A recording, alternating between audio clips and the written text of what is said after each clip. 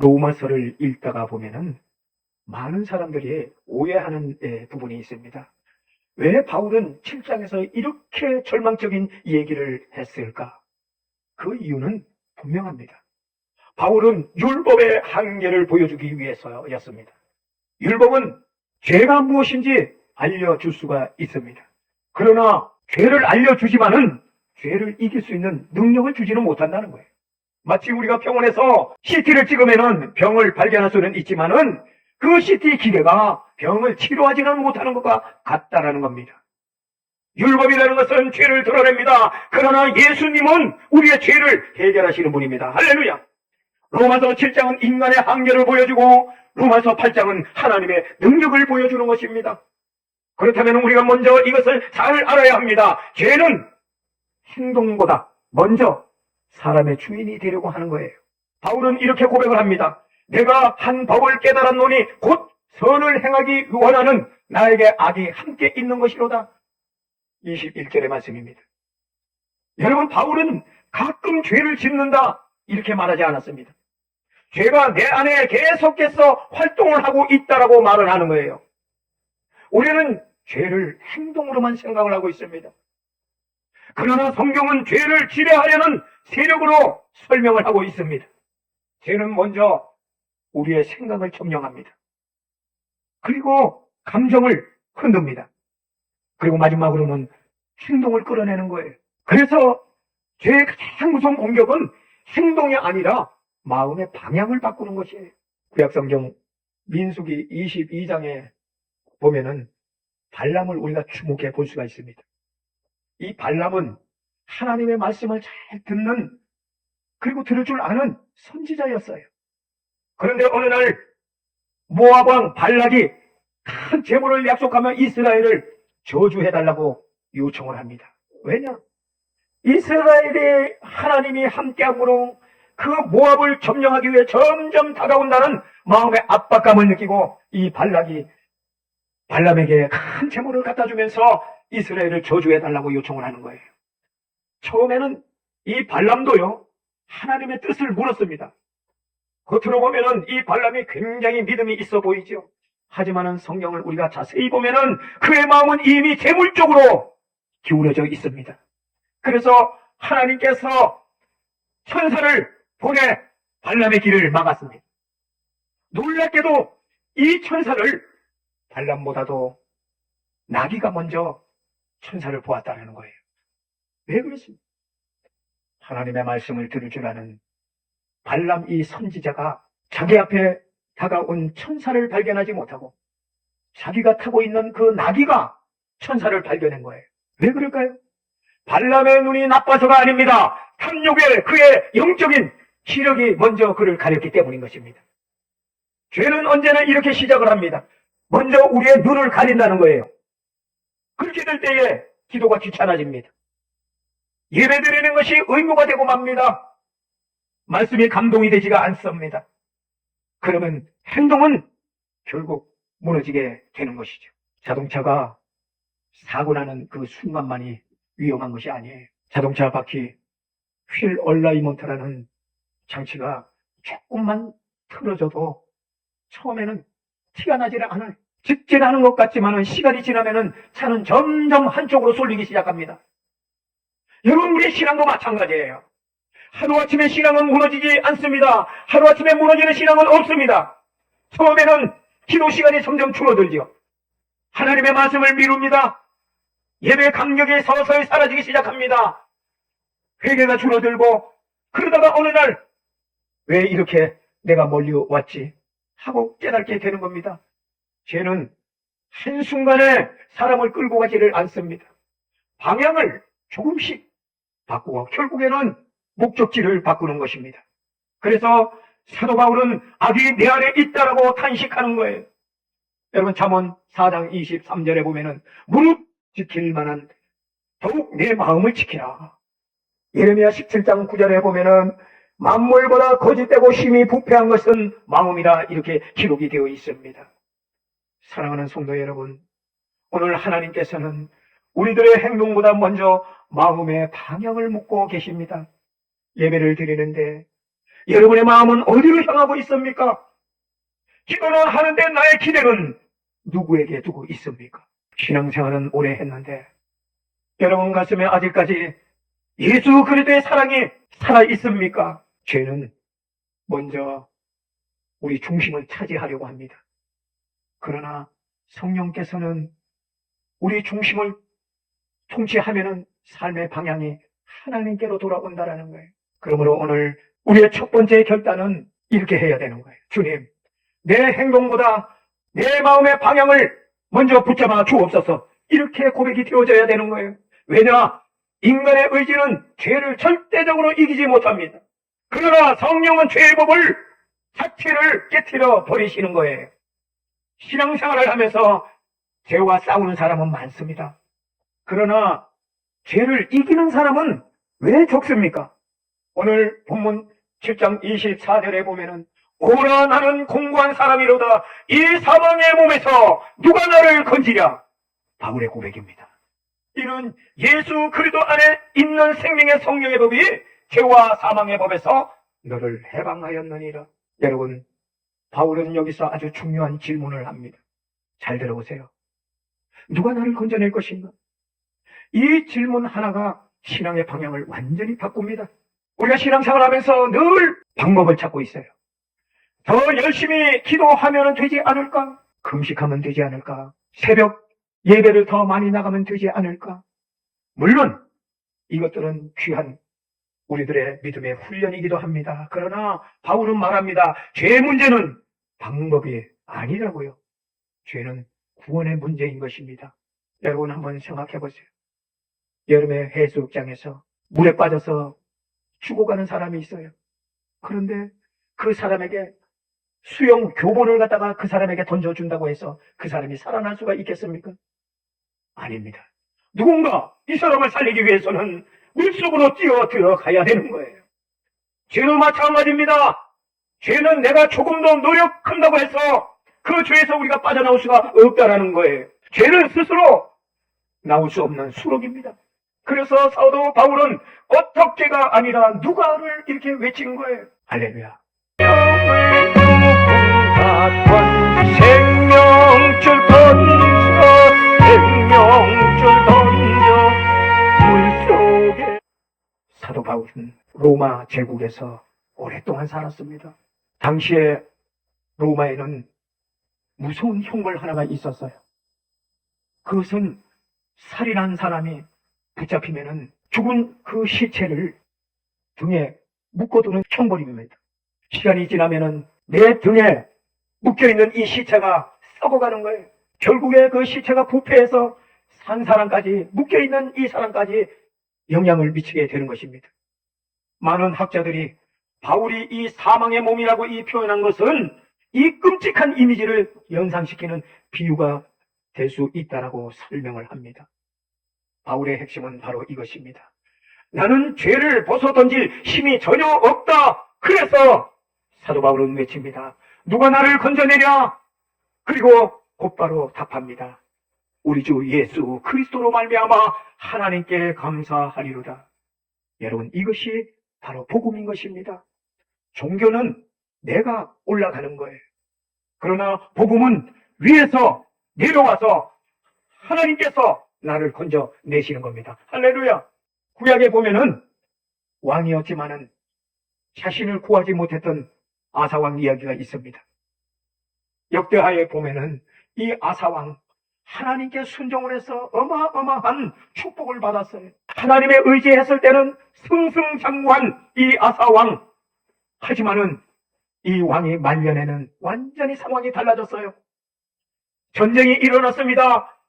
다급한 나머지 하나님을 의지하는 것이 아니라 다른 나라와 동맹을 맺기를 시작하고 다른 나라를 의지하기 시작했습니다. 그래서 나중에는 그의 발에 심한 병이 들었어요. 성경은 아주 짧지만은 뼈아픈 말씀을 남깁니다.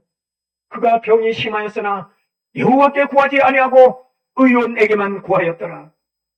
여기에서 성경은 의사를 찾는 것 이 자체를 정죄하는 것이 아닙니다. 문제는 이 아사왕이 의사를 찾기 전에 하나님을 찾아서 하나님께 해결책을 구해야 했다라는 것입니다. 이 아사왕은 발병보다도 더 깊은 병에 걸리고 말았습니다. 그 병은 자기가 도저히 해결할 수 없는 영적 교만이었습니다. 이 모든 모습은 어쩌면 우리의 모습과도 너무나도 닮아갑니다. 우리는 죄를 이기려고 애를 씁니다. 결심을 하고요. 계획도 세워봅니다. 그러나 가장 먼저 예수께 나가야 되지만은 예수께 나가지를 않습니다. 바울은 이 지점을 무너뜨리고 있습니다. 누가 나를 건져내랴?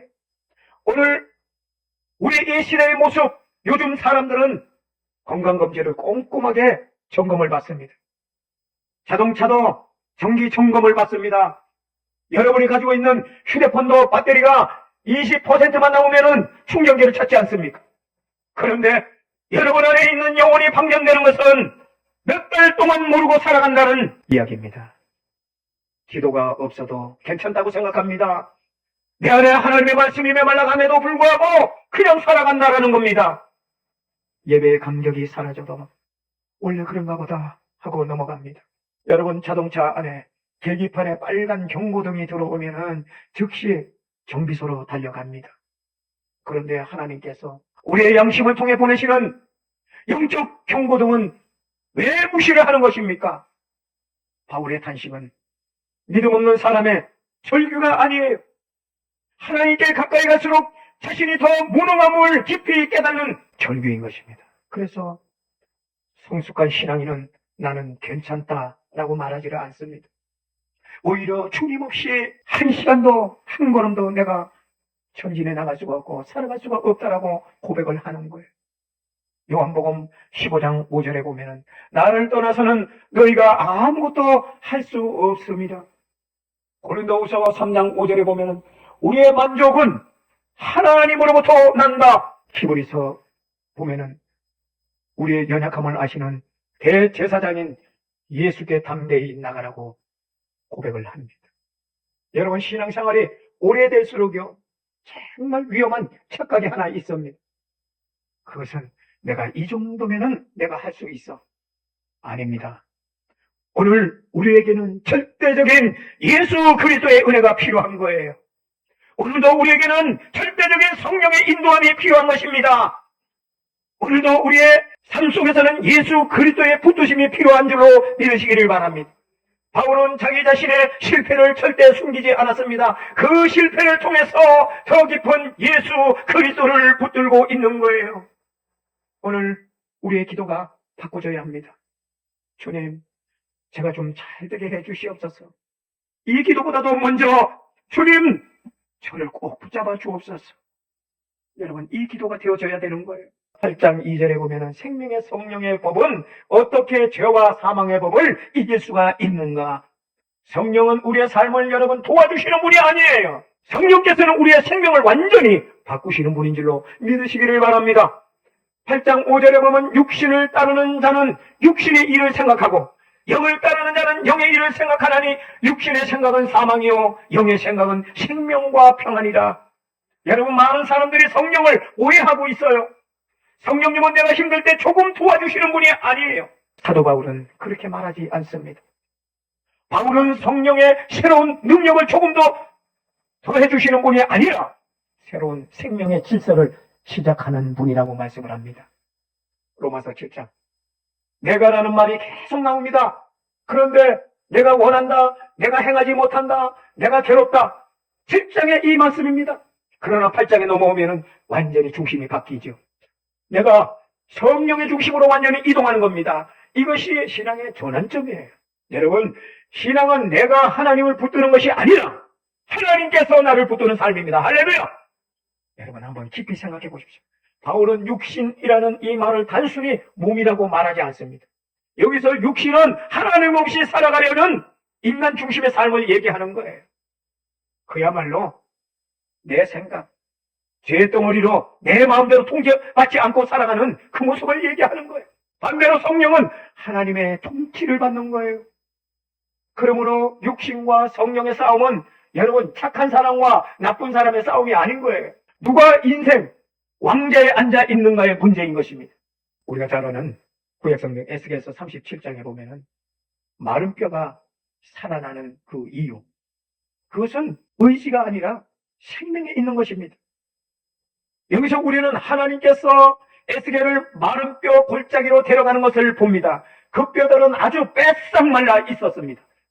여러분, 죽은 뼈에게 조금 더 힘내라, 그 말이 통하겠습니까? 한번 일어나 보아라, 이 명령 합당한 것입니까? 그 말이 가능합니까? 죽음이라는 것은 의지의 문제가 아닌 거예요. 생명의 문제입니다. 그래서 하나님은 뼈들에게 훈련을 시키지 않으셨어요. 그 뼈들에게 하나님께서 생기를 불어 넣어 주셨습니다. 원어에 보면은 생기를 르아우, 이것은 바람, 호흡, 성령이라는 뜻을 함께 가지고 있습니다. 에스겔 골짜기에 성령이 임하자 죽은 뼈들이 살아나기 시작합니다. 이것이 바로 로마서 8장 말씀입니다. 바울은 더 강한 사람이 되어라, 이렇게 말하지를 않습니다. 생명의, 성령의 법이 너를 자유케 하였다. 여러분, 신앙생활은 우리가 더 센 사람, 강한 사람이 되는 것이 아니에요. 그러면 어떤 사람이 되는 것인가? 생명을 가진 사람이 되는 것입니다. 오늘 우리의 모습은 많은 성도들이 배터리가 방전된 휴대폰처럼 살아가고 있다라는 거예요. 신앙생활하면서 직분을 가졌지만 겉모습은 멀쩡합니다.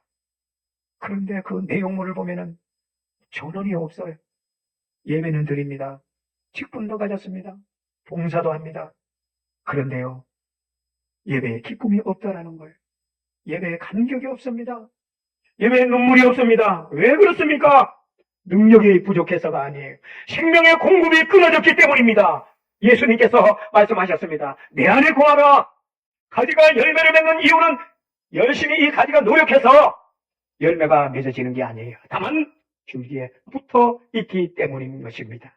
좋은 열매 망성이 맺다면 주렁주렁 걸어서 할렐루야께 영광. 할렐루야. 오늘 우리의 문제도 같습니다. 얼마나 오래 믿었냐가 중요한 게 아니에요. 지금 내가 예수님께 붙들려 있느냐, 이것이 문제예요. 고린도후서 5장 17절에 보면은 누구든지 그리스도 안에 있으면 새로운 피조물이라. 예전 것은 지나갔으니 보라 새 것이 되었도다. 에베소서 2장 5절에 보면은 허물로 죽은 우리를 그리스도와 함께 살리셨고. 결론적으로 사랑하는 성도 여러분, 오늘 우리는 로마서 7장에서 한 사람의 울음소리를 들었습니다. 오라, 나는 공고한 사람이로다.